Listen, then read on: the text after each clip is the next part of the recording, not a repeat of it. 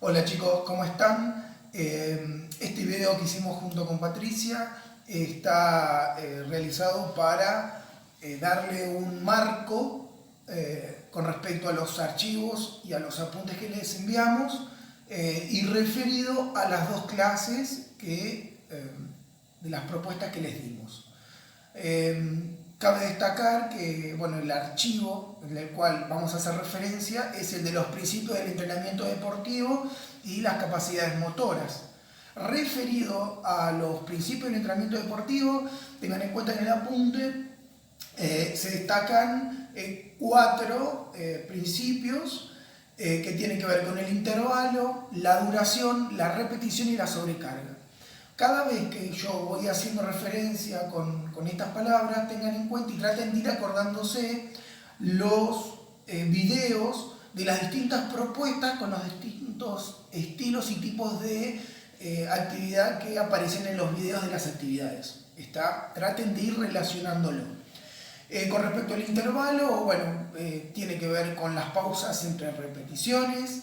Con respecto a la duración, si se realizan o no pausas, tengan en cuenta que en distintos videos aparecían algunas actividades continuadas, otras que requerían de un determinado tiempo, con una determinada pausa, y después qué se hacía dentro de esa pausa.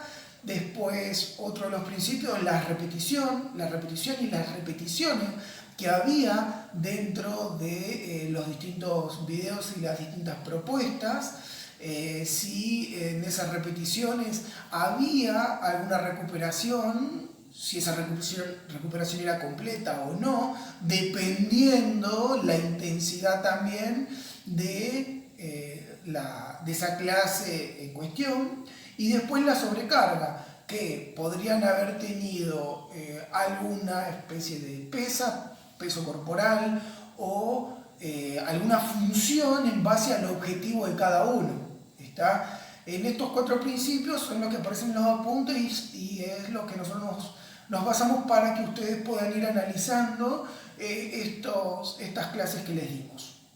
Después, en el apunte también aparecen siete puntos para que ustedes puedan a su vez analizar y relacionar y tener en cuenta que en ellos están los principios del entrenamiento, las pausas, las capacidades condicionales a trabajar, en este caso, bueno, resistencia, fuerza, velocidad,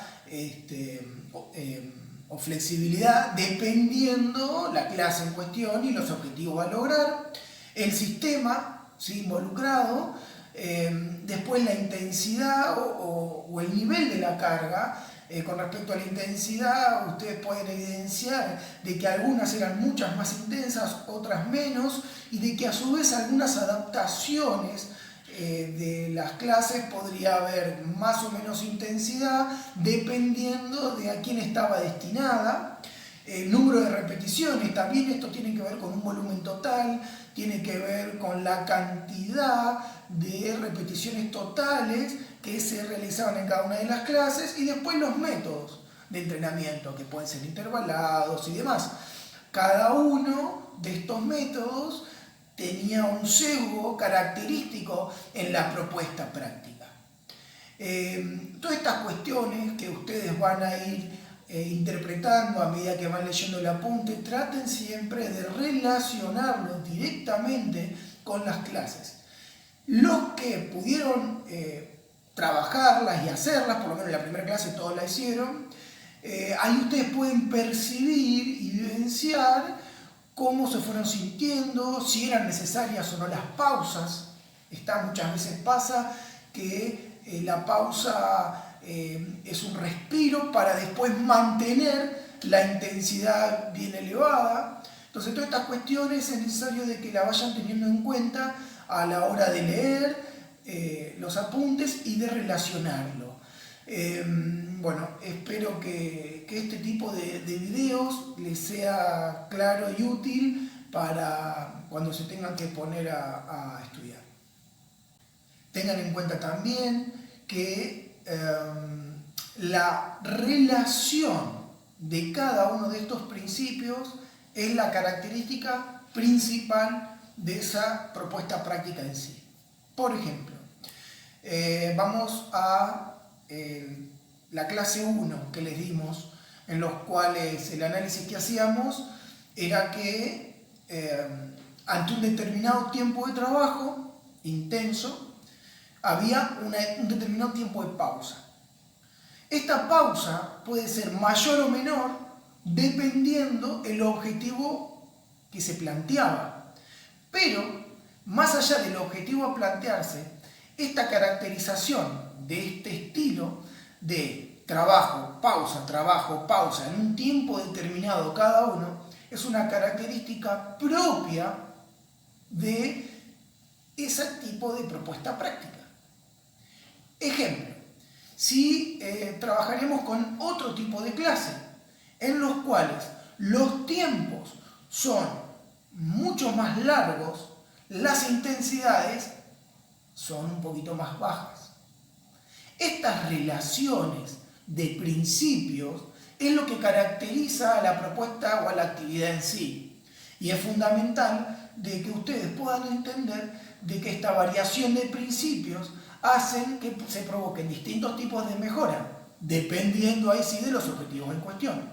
Por ejemplo, si yo quiero aumentar la capacidad aeróbica, voy a bajar de base, aeróbica de base, voy a bajar un poco la intensidad y voy a generar más tiempo de duración, dependiendo de cuáles son los objetivos en cuestión del profesor y al estudio y el diagnóstico de los alumnos que él tenga, del grupo que tenga. ¿Está? Esto es importante para que el día de mañana ustedes, al trabajar con un determinado grupo, tengan un conocimiento del grupo, sepan cuáles son los objetivos y después traten de interpretar qué hacer con eso.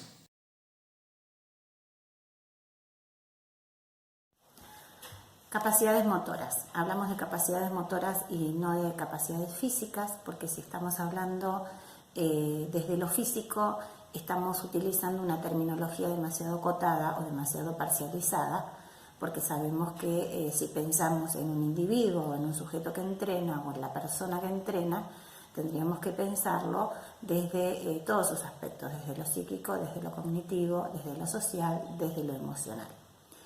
Desde las capacidades motoras vamos a analizar la resistencia, la velocidad, la fuerza y la flexibilidad. Cuando hablamos de la resistencia, estamos hablando de la capacidad de poder sobreponerse a un esfuerzo determinado por un tiempo sin llegar a caer en la fatiga. De todas maneras podemos encontrar muchas otras conceptualizaciones y yo les puedo leer una que también me gusta, que hablamos de resistencia y decimos que es el fortalecimiento de las estructuras del sistema nervioso central, donde se asientan los complicados mecanismos de regulación del funcionamiento orgánico y cuya inhibición produce la fatiga. Tenemos que pensar, cuando hablamos de la resistencia aeróbica y la resistencia anaeróbica. Cuando hablamos de resistencia aeróbica nos referimos a que hay una presencia de oxígeno en términos muy globales y generales, y cuando hablamos de una resistencia anaeróbica estamos refiriéndonos a sin presencia de oxígeno o con deuda de oxígeno. Y en relación a esto, que tiene que ver con el tiempo de duración, pero también a una cuestión metabólica, podemos hablar de resistencias de larga duración, que van desde los 11 minutos hasta los 30, de los 30 a los 90 minutos, de los 90 minutos que llegan a una o varias horas. Eso nos referimos a la resistencia de larga duración. Hay una resistencia de mediana duración que en términos temporales podríamos decir que va desde los 2 hasta los 11 minutos. Y después una resistencia de corta duración que llega hasta los 2 minutos. Y ahí estamos refiriéndonos a una resistencia anaeróbica. Otra de las capacidades motoras a analizar es la velocidad. Cuando hablamos de velocidad, podemos encontrar tantas definiciones como autores decidan tratarla. Podemos decir que la velocidad es el máximo esfuerzo en la menor unidad de tiempo. También podemos analizarla desde como un mayor recorrido en el menor tiempo posible. Y desde el punto de vista de la física decimos que velocidad es igual a espacio sobre tiempo. Dentro de la velocidad tenemos que también tener en cuenta la velocidad de reacción. La velocidad de reacción es el tiempo que transcurre desde un estímulo que puede ser auditivo, puede ser visual o táctil, y la acción en sí, o la iniciación del movimiento.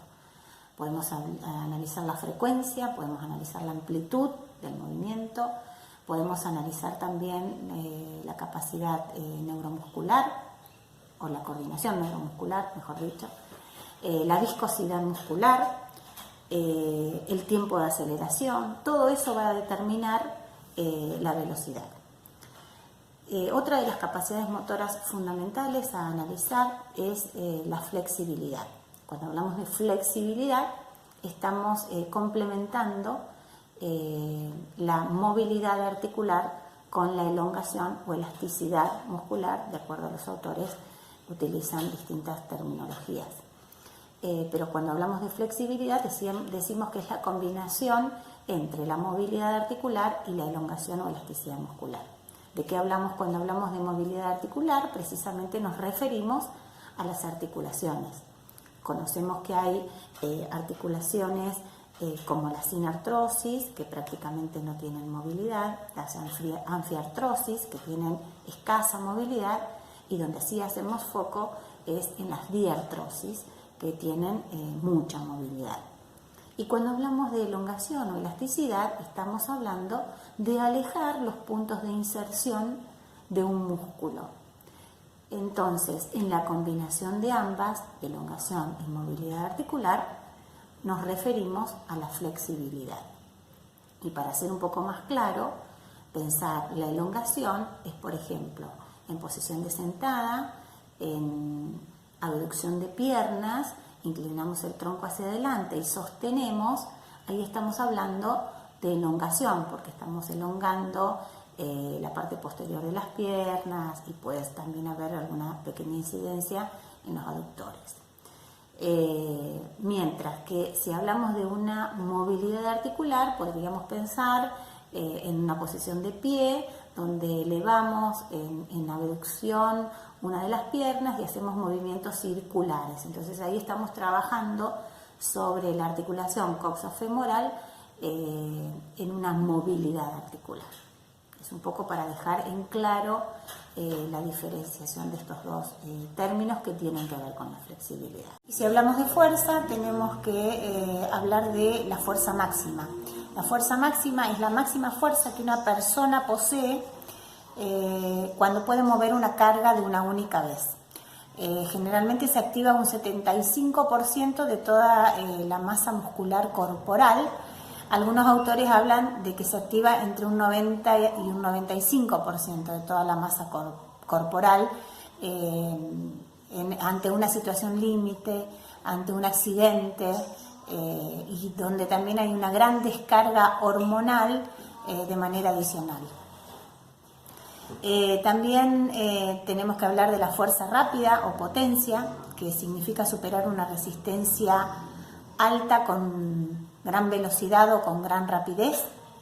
También tenemos que hablar de la resistencia muscular localizada o la resistencia a la fuerza, donde hablamos de que interviene entre un sexto y un séptimo de toda la musculatura general del cuerpo. Y si hablamos de la fuerza, no podemos obviar los términos de isometría e isotónico.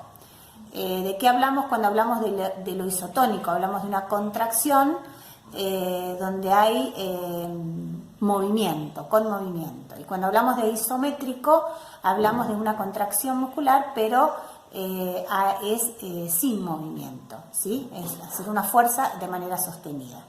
También, si hablamos dentro de la fuerza-potencia, lo podemos asociar al término de pliometría, que son contracciones que se componen de una fase de estiramiento seguida de forma inmediata por otra de acortamiento. Por ejemplo, por citar algunos ejemplos, salto en profundidad, multisaltos, con desplazamientos, con o sin desplazamiento.